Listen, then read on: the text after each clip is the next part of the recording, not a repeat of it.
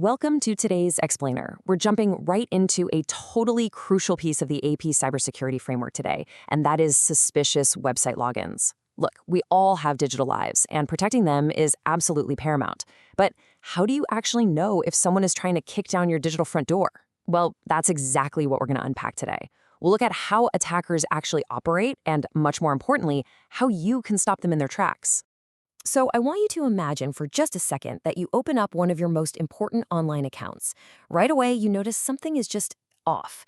Maybe your profile picture got changed. Maybe a setting you literally never touch was altered. Or worse, a message was sent from your account that you definitely did not write. The panic sets in, right? But instead of panicking, how could you actually figure out if someone else accessed your account?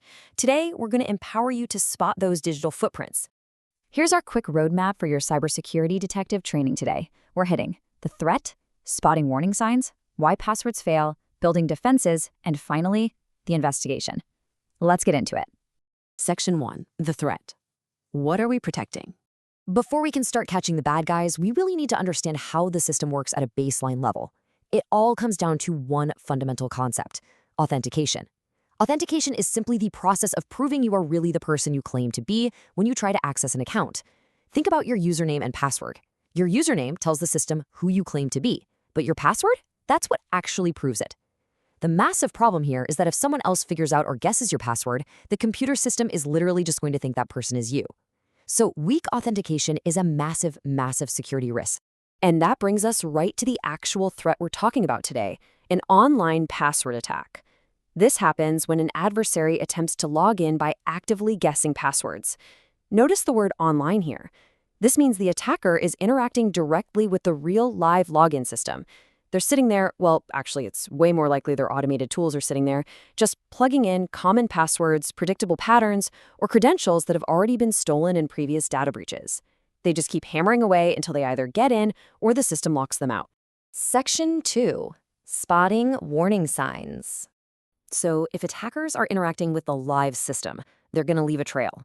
According to the AP Cybersecurity Framework, there are 3 major red flags you need to be able to recognize. Here is sign number 1, an automated burst. Look at this timeline. 10:01 a.m., failed login. Another at 10:01. 10:02, failed. Another at 10:02. And 2 more at 10:03. That pattern should instantly set off alarm bells. I mean, a normal user might mistype a password once, maybe twice if caps lock is stuck.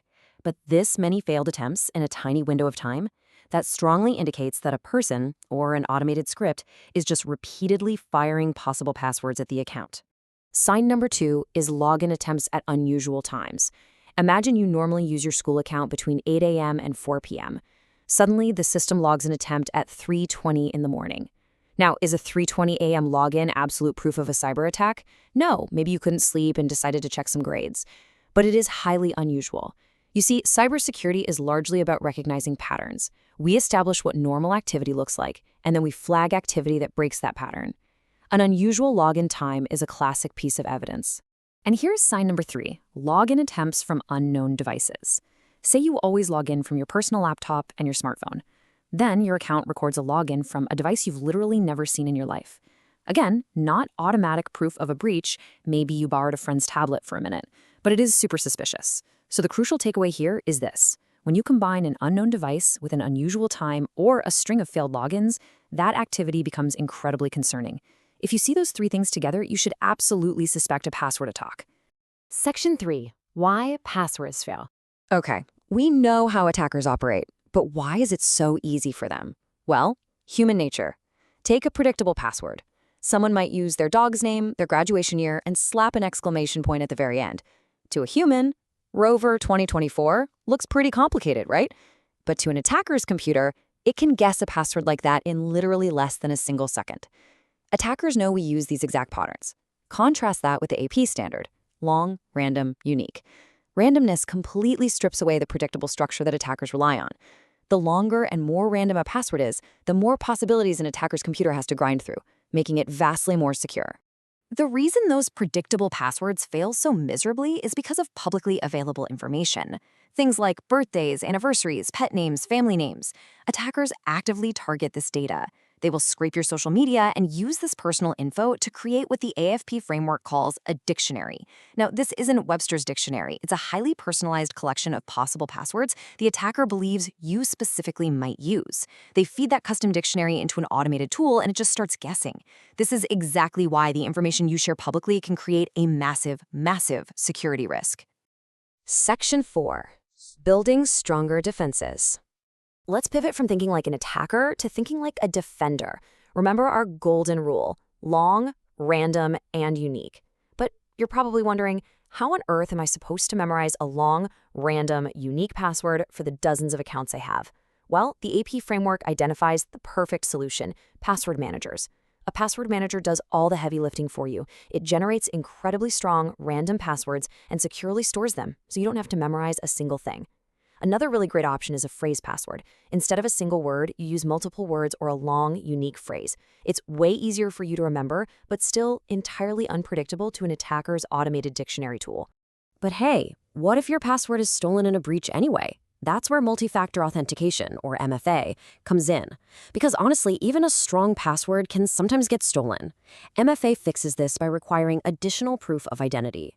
Step 1 is the password. That's one barrier. But step 2 requires a one-time code sent to your phone or an authentication app. That creates more than one barrier. So even if an attacker steals your password, they still cannot access your account because they don't have their physical phone to get that second code. Seriously, whenever MFA is available, you should absolutely enable it. It's a total game changer. Section 5. The investigation. Solve the scenario. All right, you've got the knowledge. Now let's actually apply it. Imagine you're a cybersecurity pro looking at logs for an online game account that is normally only played on weekends and in the evenings. Notice the weekend entries on Saturday morning and Sunday night are coming from an IP address ending in 211. This helps us establish our baseline. This is totally normal behavior for this user. Weekends, evenings, from that specific IP address. Keep that baseline in your head as we investigate further. Now, notice the glaring anomaly here. A Monday morning login at 10:07 a.m. That is right in the middle of normal school hours, far outside the weekend and evening baseline we just established. Furthermore, look at the IP address. It ends in 17, entirely different from the normal 211 IP address we just saw. When you combine an unusual time with an unfamiliar IP address, those entries go from slightly odd to highly, highly suspicious. The way we just broke down that data is exactly how you should approach any suspicious login scenario. Step 1, establish the normal behavior. When does the user log in? From what device? Step 2, find the difference. Look for those warning signs like a burst of failed attempts, unusual times, or totally unknown devices. And step 3, which is absolutely the most important one, use evidence. You can't just look at a log and say, yeah, that kind of looks weird. Strong cybersecurity analysis requires you to cite specific facts. You have to be able to decisively say this login is suspicious because it occurred at 10:07 a.m. on a Monday, an unusual time, and originated from a different IP address not seen in the user's normal pattern. And that brings us to the end of our investigation and to this final question I really want to leave you with. Think about all the personal information you have out there online right now. If an attacker scraped your social media today, pulled down your dog's name, your graduation year, your birthday, how easily could their automated dictionary tools guess your password? It's a pretty sobering thought, right? But now you have the tools to defend yourself. Remember, long, random, unique, and always enable MFA. Thanks for joining me for this explainer, and stay secure out there.